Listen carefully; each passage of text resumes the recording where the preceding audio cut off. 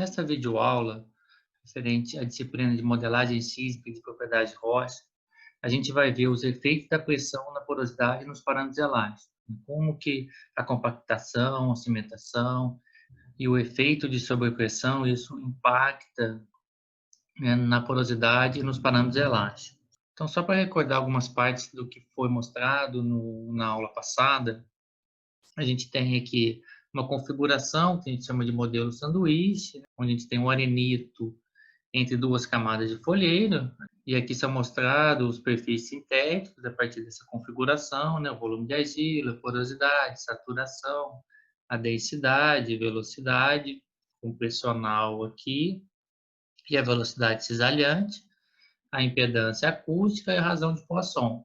E aí o Geller, né, modelado a partir dessas propriedades, né, do folheiro e do arenito. Então, a gente fez diversas simulações, né, baseado aqui nos valores, nesse range de valores do arenito e do folheiro. Então, aqui a variação da porosidade por folheiro, a variação do volume de argila do folheiro, aqui para o arenito, tanto saturado com água quanto com óleo ou gás. E aqui estaria mostrando todos os possíveis valores de porosidade e impedância acústica para essas duas histologias, e no caso do arenito para diferentes fluidos saturando esse arenito. Aqui é mostrada a razão de Poisson e a impedância. Para esse caso específico foi utilizado o modelo da areia soft, e aí a partir disso a gente viu diferentes cenários, né? Inicialmente variando a questão da porosidade do arenito, então aqui a gente tem no primeiro caso 35%, onde a gente observa uma anomalia VO de classe 3 muito forte, depois essa porosidade diminuindo para 30%, essa anomalia VO mantém-se classe 3, mas não tão forte quanto a gente observa aqui para o caso com a porosidade maior. E aí, diminuindo-se a porosidade, agora passando para 25, a gente teria aqui uma anomalia de AVO de classe 3 fraca, para 20, a anomalia passa a ser de classe 2, e aí, para a porosidade de 15%, a gente passa a ter aqui uma anomalia de classe 1, né, onde a gente observa, então, que nesse caso, a gente tem um valor de impedância acústica maior no arenito do que nos folheiros. A gente também viu com relação à variação da qualidade do óleo, então, com isso, a gente também pode ocorrer uma mudança da classe de AVO, né, nesse caso aqui, ela passa de uma classe 3 para uma classe 1, ou classe 2. A gente também analisou a questão do acunhamento, né, do pinch-out, o que pode acontecer com relação às anomalias de AVO. Então, aqui simulando essa diminuição de espessura do reservatório, passando de 10 metros, onde tem uma classe 3, em 5 metros, a gente tem aqui próximo da espessura de túnel, onde a anomalia de classe 3 ela se torna mais forte, e aí diminuindo essa espessura, a anomalia vai ficando mais fraca, até que a gente ter uma anomalia de classe 2. A gente também analisou com relação à variação da espessura entre dois arenitos, né, entre dois reservatórios areníticos. Então, a gente observa aqui no primeiro caso, onde a gente consegue separar o topo e a base dessas duas camadas de arenito, a gente observa uma anomalia de classe 3, tanto na primeira quanto no segundo caso. E aí, diminuindo-se essa espessura, não consegue mais diferenciar a base da primeira camada e o topo da segunda camada. E aí, com isso, a gente passa a ter somente uma anomalia de classe 3. E aí, quando a espessura, aqui no caso, é de 0,5 metros, a gente tem aqui uma anomalia de classe 3 muito forte. Outras análises que a gente também fez foi com relação, a gente chamou de entradas geologicamente consistentes. Então, com a variação de uma propriedade do reservatório, a outra também acaba sendo impactada. Então, aqui com variação da porosidade, a gente também tem aqui uma variação do volume de argila. A porosidade sai aqui num valor alto de 0,35, à medida que o volume de argila vai aumentando, essa porosidade ela vai diminuindo. Então, tornando assim, nesse caso, o reservatório mais sujo e com porosidade menor. E aqui é relacionando o volume de argila com relação à saturação de água.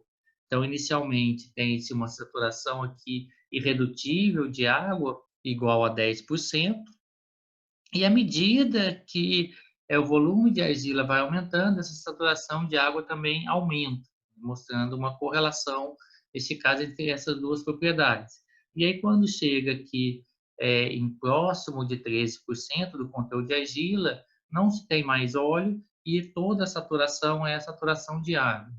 Então, baseado naquelas relações mostradas anteriormente, foi também modelada a variação do volume de argila, e nessa variação do volume de argila foi levado em consideração aquelas relações, né? Aumentando o volume de argila, diminui a porosidade e também aumenta a saturação de água. Então, aqui no caso, o volume de argila igual a 0, depois igual a 5. No primeiro caso, a gente tem uma anomalia de classe 3 muito forte, aqui ainda classe 3. À medida que o volume de argila vai aumentando, a classe deixa de ser classe 3, passa a ser classe 2, e aí quando chega-se a um volume de 15% de argila, onde a gente observa que a saturação é toda a saturação de água, já não tem mais saturação de óleo, e aí nesse caso a gente observa aqui uma anomalia de classe 2 para o caso do volume de argila igual a 15%. Então, mostrando essa variação, né, aqui no caso representada só pelo volume de argila, mas a gente sabe que além do volume de argila está variando porosidade e saturação, a gente observa a anomalia de classe 3, ela vai mudando, chegando à classe 3 fraca aqui já a classe 2, e aí à medida que vai aumentando esse volume de argila se torna aqui uma classe 1. Porém, em todas essas simulações, a gente não levou em consideração a questão da compactação, a questão de diminuição de porosidade relacionada à compactação. Então, nessas modelagens, até agora a gente não estava levando isso em consideração. Porém, ao construir um pseudo-poço, é importante lembrar que a porosidade do sedimento, especialmente a do folheiro, geralmente ela vai diminuir com o aumento da profundidade, né? À medida que a compactação vai aumentando, a porosidade ela vai diminuindo. Isso ocorre devido ao soterramento, que aumenta com a profundidade. Não existe uma fórmula universal para essas relações de porosidade e profundidade. Elas geralmente variam de bacia para bacia e até mesmo dentro da bacia varia de reservatório para reservatório. Então, a redução da porosidade no folheiro é geralmente muito mais drástica, é muito maior do que no arenito, como exemplificado pelos experimentos de Wien, sob compactação de misturas secas de quartzo e argila de caulinita. A compactação mecânica não é o único mecanismo de redução de porosidade. Além disso, a gente tem a compactação química, né, que pode ocorrer em determinadas janelas de pressão e temperatura, resultando na dissolução e precipitação do quartzo e na subsequente cimentação dos grãos. Então, além da compactação mecânica, a gente também pode ter a compactação química, que pode ocorrer uma dissolução. Inicialmente, essa dissolução vai gerar um espaço poroso e depois esse espaço poroso ele pode ser preenchido, né? Seja ele pela cimentação ou até mesmo seguida por uma compactação. E aí, nesse caso, a gente chama de compactação química. Então, aqui nos experimentos de Wien, mostra essa relação da pressão à porosidade. Então, a gente observa nesse primeiro gráfico que mostra o conteúdo de argila e porosidade, quando nós temos, no caso do folheiro, com 100% de argila, o que a gente observa? Para uma pressão de 0 megapascal, a gente tem uma porosidade aqui maior que 0,6. À medida que essa pressão vai aumentando, passando para 10, 20, 30, até 40 nesse caso, a porosidade ela saiu aqui próxima de 0,6 e foi aqui um pouco maior que 0,2, mostrando então a grande diferença de porosidade com relação a esse efeito de aumento de pressão. Diferente aqui no caso do arenito. Quando a gente tem né, no caso do arenito limpo, sem a presença de argila, mostra que para uma pressão inicial de 0, a porosidade é um pouco menor que 0,4. E à medida que essa pressão vai aumentando, chegando aqui até 40 megapascal, esse valor de porosidade ele diminui, ficando aqui próximo de 0,3. Então, mostrando aqui essa pequena variação de porosidade no arenito, não variou nem 0,1 de relação da sua porosidade inicial para essa pressão inicial, já comparado aqui com o folheiro, a gente teve uma variação de próximo de 0,4. Nesse outro gráfico da direita mostra a pressão de confinamento pela porosidade. Aqui a gente tem o caso de 100% com argila, o folheiro puro. Então, mostra-se saindo dessa porosidade para essa pressão, e à medida que a pressão vai aumentando, a gente tem uma drástica redução de porosidade. Já no caso aqui do arenito limpo, ele sai aqui de próximo 0,4, e à medida que essa pressão vai aumentando, ele chega até esse ponto aqui de porosidade, mostrando então essa pequena redução de porosidade com relação ao aumento da pressão. Aqui a gente tem um efeito, né, que é o efeito de sobrepressão ocorrendo na região do folheiro, né, analisando aqui pelo GE. Então, a gente observa altos valores do gama-ray. Nessa primeira região, nesses primeiros 100 metros, a gente observa uma diminuição de porosidade com o aumento da profundidade. Desse ponto em diante, a gente observa um aumento de porosidade com o aumento da profundidade. Nesse caso aqui, o que tá causando esse aumento de porosidade no folheiro é o efeito de sobrepressão, que esse folheiro sob pressão ele está localizado diretamente acima do intervalo de arenito com gás. Então, aqui a gente tem o arenito com gás, e aí esse intervalo um pouco acima desse reservatório está causando aqui uma sobrepressão nesse folheiro. A gente observa um fenômeno ao contrário do que a gente esperaria, que é uma diminuição de porosidade com aumento de profundidade. Na literatura, a gente encontra algumas equações que relacionam a porosidade com o efeito de aumento da profundidade. Então, aqui a gente tem uma dessas equações. A porosidade ela vai ser igual a uma porosidade de referência vezes o número de Euler elevado a menos uma constante vezes a profundidade. Então, à medida que a profundidade vai aumentando, a gente tem aqui uma diminuição dessa porosidade. Essas equações, normalmente, elas são baseadas em dados de laboratório ou dado de campo. E elas refletem a tentativa de generalizar a diversidade observada nesse comportamento de redução da porosidade com a profundidade. Então, a gente vai ver algumas dessas equações, algumas derivadas do campo e outras derivadas a partir de dados de laboratório.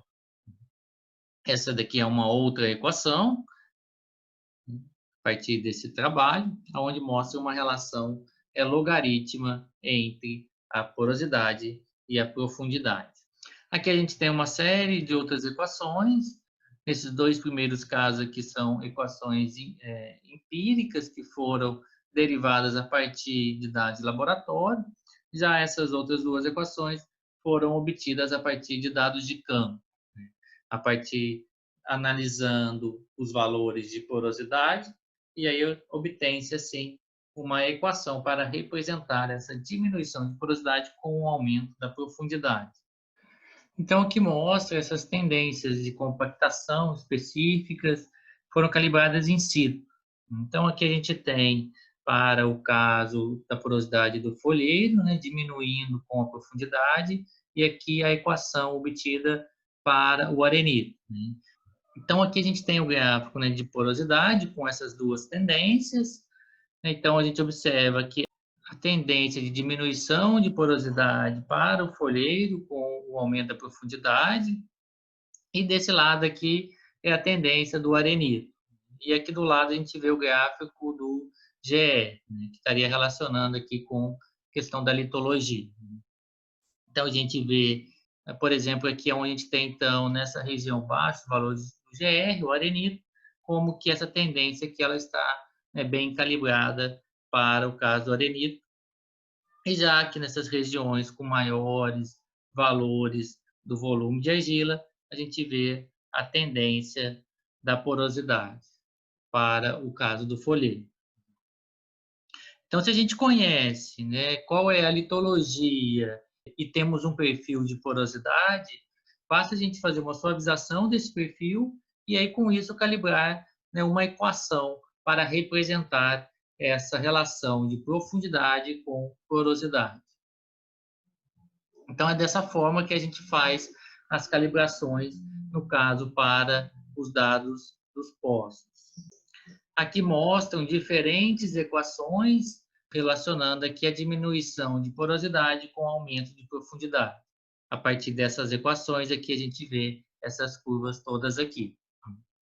Então, aí com isso, a gente consegue calibrar para os nossos dados. Então, nesse slide mostra como que na nossa modelagem a relação da compactação com a porosidade pode influenciar no tipo de anomalia. Então, a gente observa, nesses dois casos, a gente tem os folheiros, né, e uma camada de arenito. Para o primeiro caso, a gente está começando a profundidade de 1 km. E aí, já no segundo caso, a profundidade é a partir de 3 km. Então, é como se a gente estivesse simulando intervalos de profundidade diferentes. E aí, ao levar em consideração essa questão da diminuição de porosidade com aumento de profundidade devido ao efeito de compactação, então a gente observa aqui que agora a porosidade, tanto por arenito quanto por folheiro, não é mais simplesmente valores constantes nessa simulação. A gente tem aqui, então, essa variação para os folheiros e para o arenito. Nesse primeiro caso, para essa profundidade, o que a gente observa? A gente observa que a porosidade do arenito ela é menor do que a porosidade dos folheiros. Nesse caso aqui, a saturação está sendo considerada igual a 1. E aí, quando a gente olha a impedância, a gente tem no arenito um valor de impedância maior. Então, para esse cenário aqui, a gente observa-se uma classe de AVO forte do tipo 1.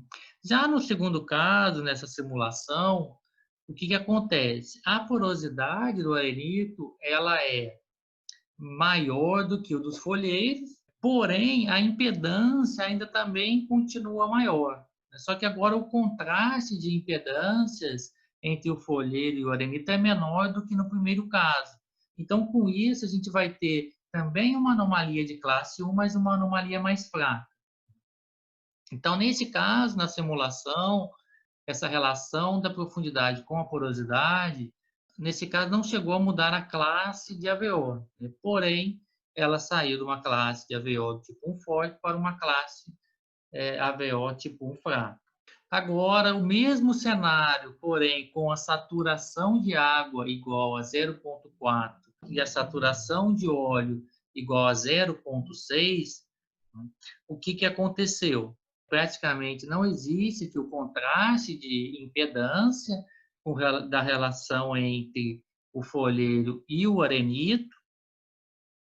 Aqui a gente tem a variação da razão de Poisson. Para esse caso, a gente observa, então, que quando está saturado com 60% de óleo, nessa profundidade aqui, uma profundidade mais rasa, o tipo de anomalia que é observado é a classe 2.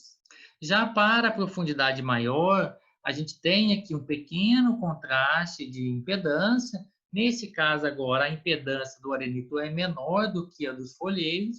E aí, com isso, a gente tem, então, a razão de Poisson também variou bastante. E aqui a gente observa uma anomalia de classe do tipo 1. Ou talvez aqui anomalia de classe tipo 2P. Já para esse outro cenário, que a gente tem uma saturação de gás de 80% e a saturação de água de 20%, o que a gente observa? Então, nesse caso, a gente tem um contraste de impedância, o contraste da razão de Poisson é ainda maior, e para essa profundidade rasa, a gente tem uma classe de AVO do tipo 3 muito forte. Já na profundidade maior, a gente continua aqui com uma impedância menor para o arenito, a razão de Poisson ainda tem um contraste alto, e agora na modelagem do Guedes, a gente observa uma anomalia de classe 3 mais fraca do que quando a gente está em profundidades mais rasas. Então, examinando esses 3 cenários de fluido, né, o primeiro caso, o arenito saturado com água, o segundo, o arenito com 60% de óleo e 40% de água, e o terceiro, o arenito com 80% de gás e 20% de água, para cada uma dessas 3 variantes, foram produzidos Guedes em 2 profundidades diferentes. Né? No primeiro caso, o arenito ele se encontra a profundidade de 1,25 km, e já no segundo caso, uma profundidade mais distante, de 3,25 km. Os resultados exibidos indicam que a compactação ela afeta as respostas sísmicas e, portanto, deve ser levada em consideração ao se construir um pseudopoço. E aí, o que a gente observou? Então, para o caso do arenito saturado com água, na profundidade mais rasa, a gente observou uma anomalia muito forte de classe 1. Já quando a profundidade se torna maior, essa anomalia se torna mais fraca, devido à questão da compactação.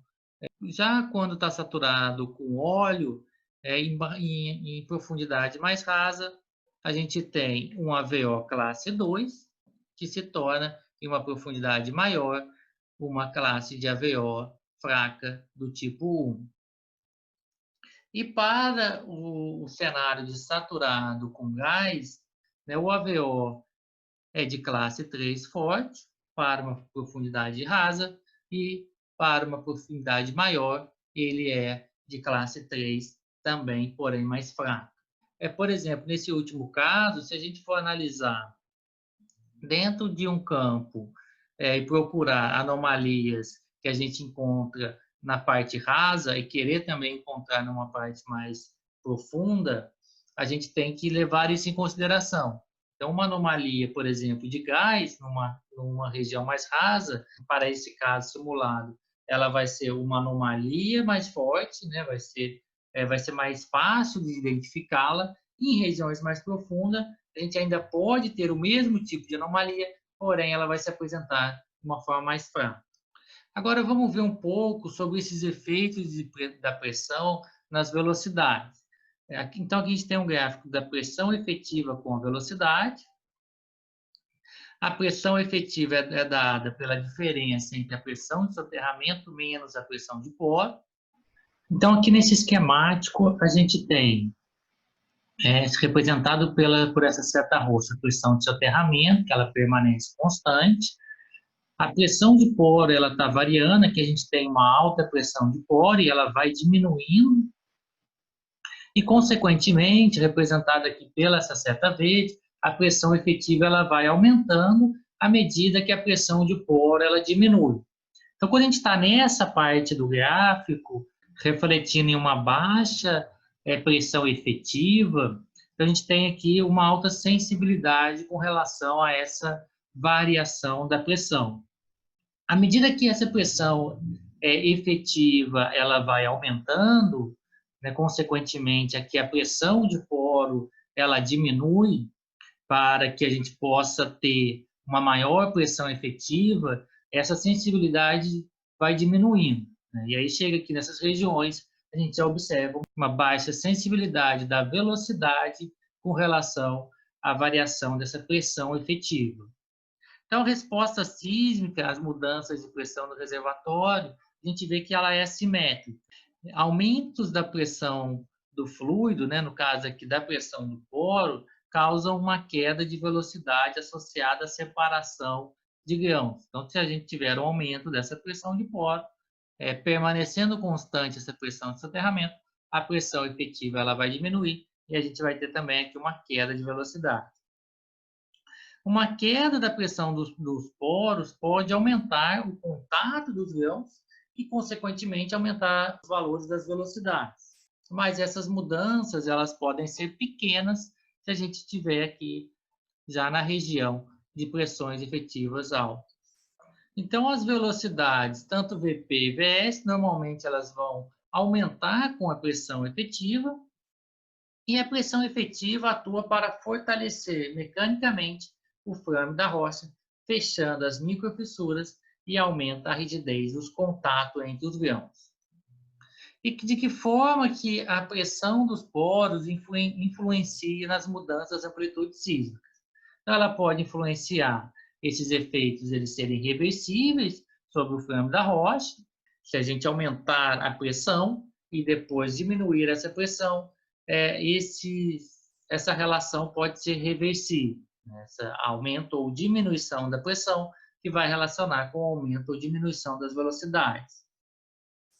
A gente pode ter uma perda de porosidade permanente por algum processo diagenético, em seguida, então, de uma compactação. A gente também pode ter um retardo de processos diagenéticos devido à sobrepressão. Se a gente tiver uma região ali sob pressão, ela pode retardar alguns processos diagenéticos. E também mudanças nas propriedades do fluido causado pela pressão de poro. Se a gente tiver uma pressão de poro ali anômala, ela pode causar mudança nas propriedades do fluido. Lembrando que as propriedades do fluido dependem da pressão e da temperatura. Então, a pressão é um fator importante nas propriedades acústicas das rochas e na reflectividade sísmica. As respostas de AVO podem variar daquelas esperadas simplesmente pelos efeitos da pressão. Então, há dois aspectos interessantes. O efeito de variações de pressão com a profundidade e, em particular, as diferenças entre as assinaturas sísmicas em regiões com pressão normal quando comparadas àquelas de regiões de sobrepressão. Então, em regiões anômalas, onde a gente pode ter, onde a gente tem uma sobrepressão, isso vai impactar diretamente no tipo de resposta de AVO que a gente vai ter. Se a gente tiver ali uma região onde a pressão de poro ela é muito alta e, consequentemente, a pressão efetiva ela é baixa, a gente vai ter, então, baixos valores das velocidades e, consequentemente, também baixo valor da impedância. E, com isso, a gente pode mudar a classe de AVO. E um outro efeito é com relação à variação da pressão devido à produção do reservatório.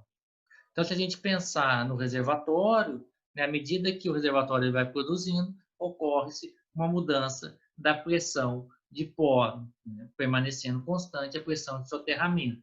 Com isso, a gente tem variação da pressão efetiva. Se a gente pensar na região próxima de um poço produtor, a tendência é que, à medida que se produz, a pressão de poro ela diminui e a pressão de efetiva ali vai aumentar. Já se a gente pensar próximo de um poço injetor, a tendência é que, à medida que se injeta o fluido, a pressão de poro ali aumenta e a pressão efetiva, então, ela vai diminuir. E nos dois casos, a pressão de soterramento permanece constante. Então, aqui mostra, né, alguns ensaios relacionando a pressão efetiva com as velocidades. Nesse primeiro caso, a gente tem aqui com relação ao calcário e aqui o dolomito. Então, a sensibilidade da velocidade ou impedância, a pressão, ela depende de que parte da curva que nós estamos. As baixas tensões eficazes, quando são abertas as microfissuras e os contornos dos grãos estão soltos, há uma grande sensibilidade à pressão, né, que é nessa região aqui de baixa pressão efetiva. Então, a gente vê essa alta sensibilidade com relação às velocidades. Já em pressão mais altas, quando a rocha ela se torna mais stiff, esperamos uma sensibilidade muito menor. Nesse gráfico, então, a gente vê aqui a velocidade VS, né, com relação à pressão efetiva. Então, a pressão de poro está sendo mantida constante e a pressão de soterramento está sendo aumentada. Então, aqui, tanto para a rocha saturada quanto para a rocha seca, a gente nota, né, uma relativa sensibilidade com relação a essa velocidade. Já na rocha seca, com VP, a gente nota que existe uma grande, né, variação da velocidade com relação à pressão, já para ela saturada não, né? Só um pouco aqui no início e depois acima aqui de 100, praticamente não tem variação de velocidade com esse aumento da pressão. Já no caso do dolomito, onde as velocidades elas são maiores nessa rocha, a maior sensibilidade a gente nota nessas baixas pressões, né? Com um aumento acima de 100, a variação da velocidade com aumento de pressão ela é muito baixa. Então, a partir desses ensaios, a gente pode obter equações empíricas para aquele conjunto de dados que nós estamos trabalhando, né? No caso, para um reservatório específico. Então, aqui a gente tem mostrando vários ensaios que foram realizados, relacionando a pressão efetiva com a velocidade compressional e aqui desse lado direito com a velocidade cisalhante. E aí, no caso, essa equação está normalizada com o maior valor de velocidade, que no caso obtido com a maior pressão efetiva imposta no ensaio. Então, aqui a gente observa vários ensaios, né, com diferentes amostras, e aí aqui está mostrando, então, a equação empírica obtida para o ensaio mostrado no slide anterior. Com isso, a gente obtém essa equação, que aí, no caso, a gente usaria para o reservatório em estudo, pensando aí no caso do 4D. Então, não se tem nenhuma relação sistemática entre os parâmetros elásticos e a pressão e uma rocha, né, como a equação acima, que relaciona o tipo de rocha, a idade ou profundidade. Assim, uma calibração específica em si é recomendada. Um cuidado que deve se ter é que parte da sensibilidade da velocidade e a pressão que observamos no laboratório é resultado de danos causados em testemunhos. Então, as medições de laboratório, elas devem ser interpretadas como um limite superior sobre a sensibilidade da pressão.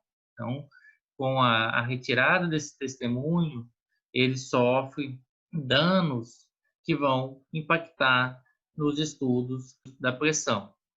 Em baixas profundidades de soterramento, né, a compactação mecânica é o mecanismo que é dominante na redução de porosidade. Já em profundidades maiores, onde a gente vai estar em altas pressões e temperaturas mais elevadas, a compactação química, né, associada com a dissolução, geralmente é o mecanismo dominante. E ocorre em pontos específicos em altas tensões. E a velocidade sísmica normalmente varia inversamente com a porosidade. Portanto, como a tensão eleva uma redução permanente da porosidade, esperamos um aumento irreversível da velocidade. Em duas situações, nós podemos ter a pressão dos poros como anômalo, né? A gente pode ter uma sobrepressão.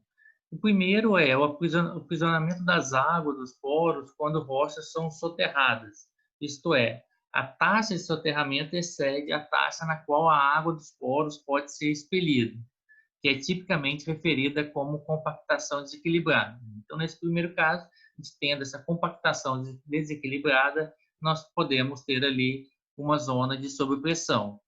E a segunda é com relação à geração e movimento de fluidos, relacionados à maturação de hidrocarbonetos em profundidades.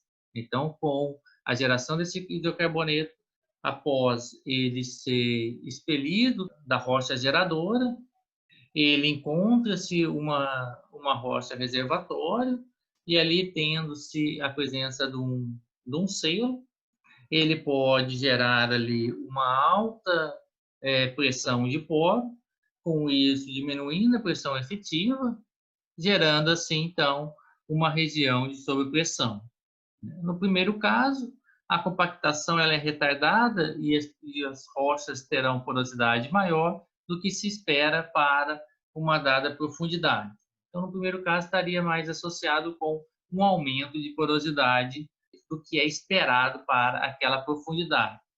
Enquanto, no segundo caso, essas rochas sofreram um alto grau de compactação antes de sofrerem sobrepressurização.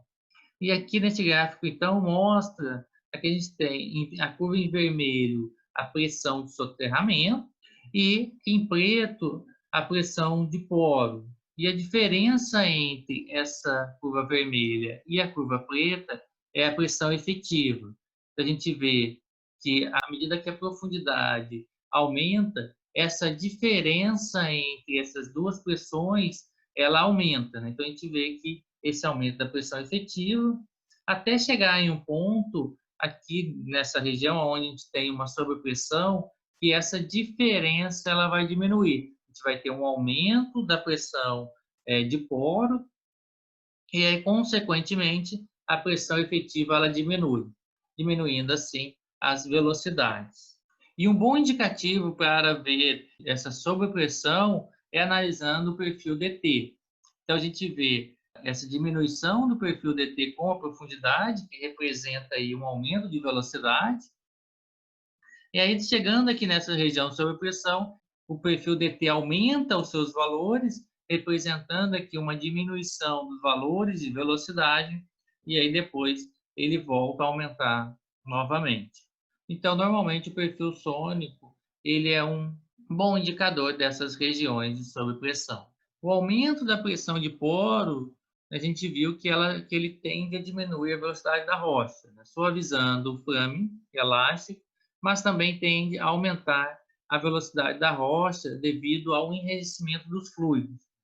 Então, no caso dessa região sob pressão, a gente pode ter, normalmente a gente tem diminuição da velocidade devido a esse aumento da pressão de poro, porém esse aumento da pressão de poro também causa mudanças no fluido, causando um enrijecimento desse fluido, dos poros. E esse fenômeno provoca um aumento da velocidade do fluido, que aumenta também a velocidade da rocha. Então, a gente tem que analisar qual dos dois efeitos está dominando aquela situação. Normalmente acaba sendo o primeiro. A gente tem, sim, uma diminuição da velocidade numa região de sobrepressão. E uma armadilha que deve se tomar cuidado é que essa diminuição da velocidade compressional com o aumento da pressão do poro, comumente utilizada para a detecção de regiões sob pressão. No entanto, a gente sabe que a velocidade ela não está relacionada exclusivamente com a pressão de poro. Ela também depende de outros fatores, como os fluidos dos poros, a saturação, a porosidade, a mineralogia e a textura da rocha. Então, tem que tomar cuidado de associar essa diminuição de velocidade com uma região de sobrepressão, porque existem outros fenômenos que também influenciam na velocidade. Aqui é mostrado o arenito 2, que ele está sob pressão. Então, a gente tem aqui o gráfico do intercept pelo gradiente. Aqui a gente tem a configuração dos folheiros de 3 arenitos. E aqui do lado é mostrado o gráfico da amplitude, aqui no caso a amplitude em módulo, relacionando com o seno ao quadrado de θ. Então, para o arenito 1, que está numa região mais rasa, o que é observado? Observa-se que, à medida que o fluido ele muda de água para gás, a gente sai aqui de uma anomalia do tipo 1, passando para a anomalia 2, com óleo, e, no caso, com gás, para a anomalia 3. Já o arenito 3, que estaria numa profundidade maior, o que se observa? Que a sensibilidade é menor com relação ao tipo de fluido, e a gente tem aqui uma anomalia do tipo 1 para a água, e à medida que caminha aqui para o gás, a anomalia muda para o tipo 2. Nesse caso aqui, o intercept é sempre positivo. Então, nesse caso aqui, a gente sempre tem um aumento da impedância na passagem do folheiro para o arenito. Já no caso do arenito 2, que ele está sob pressão, observa-se que o intercept é sempre negativo e o gradiente é positivo. O que isso significa? Significa que a gente tem tanto diminuição da impedância acústica quanto também diminuição da velocidade cisalhante na passagem aqui do folheiro para o arenito. Então, a gente observa uma anomalia tipo 4, tanto para saturado com água quanto óleo e gás. O que muda é que, com a presença do óleo ou a presença do gás, essa anomalia se torna classe 4 mais forte. Então, vale ressaltar aqui que regiões de sobrepressão, na maioria das vezes, o que nós vamos ter? Nós vamos ter uma diminuição da impedância acústica e também uma diminuição da velocidade cisalhante. Então, a gente espera que nessa região, o tipo de anomalia que vai ter é uma anomalia de classe 4. Lembrando que a gente vai ter um gradiente positivo devido ao aumento da velocidade cisalhante. A gente pode ter outro tipo de anomalia? Pode. Pode sim. A gente pode ter um alto contraste aí de impedância acústica, no qual a gente pode, com esse alto contraste de impedância acústica, a gente pode ter ali um gradiente negativo. E aí, nesse caso, nós teríamos aqui uma anomalia de classe 3. Mas o que é comum é a gente observar a anomalia de classe 4 para regiões de sobrepressão. Vale destacar aqui que no arenito 3 aparece aqui um termo chamado de DIM. O que esse termo significa? Significa que a gente, quando entra-se no reservatório, a amplitude ela diminui. Aí é como se tivesse ali uma amplitude mais fraca ou quase não existindo. Então, a gente analisando o topo desse reservatório, quando está preenchido com água, a gente vê uma reflexão positiva. E aí, à medida que sai-se dessa região de água e entra para a região de gás, no topo desse reservatório, o que se observa? Um apagão dessa refletividade, né? Valores muito baixos, e a gente chama isso, então, de dimming. No monitoramento do reservatório, onde a gente tem, então, variação da pressão e da saturação, a gente pode analisar em função do intercepto do gradiente, ou como aqui, em função da impedância acústica e da razão de Poisson. Então, antes da produção, a gente tem aqui os valores de intercept e gradiente, e aí analisa-se o que acontece com esses valores quando tem-se mudança de saturação ou mudança da pressão efetiva e depois a mudança em ambas as propriedades, na saturação e na pressão efetiva, para onde estaria indo a nossa anomalia de AVO. E a gente pode também analisar com relação aos valores. Então, a gente tem aqui o valor de impedância acústica, razão de Poisson, antes da produção, a gente considerar somente a variação da saturação de água, o que vai acontecer com esses valores, se considerar somente a pressão, e aí considerando ambos os efeitos. Isso na modelagem é fácil da gente fazer, né? Porém, quando a gente vai analisar os dados reais, fica difícil a gente conseguir separar esses dois efeitos de variação de saturação e pressão efetiva que estão impactando nas mudanças das amplitudes no dado monitor. Como atividade essa semana, eu recomendo a leitura aqui do capítulo 5 do livro do Dvorak et al., a seção 5.3, do livro do Sim Bacan, o capítulo 5, a seção 5.3, 5.6, e como uma leitura complementar, do livro do Avesset et al., o capítulo 1, a seção 1.4. As imagens apresentadas nessa videoaula são baseadas nesses 3 livros, essas seções aqui mostradas. Essas são as referências mostradas nos slides, onde vale destacar, então, esses 2 livros, o da Avesset et al. 2005 e o do Dvorak et al. 2014. Boa semana a todos e até a próxima videoaula.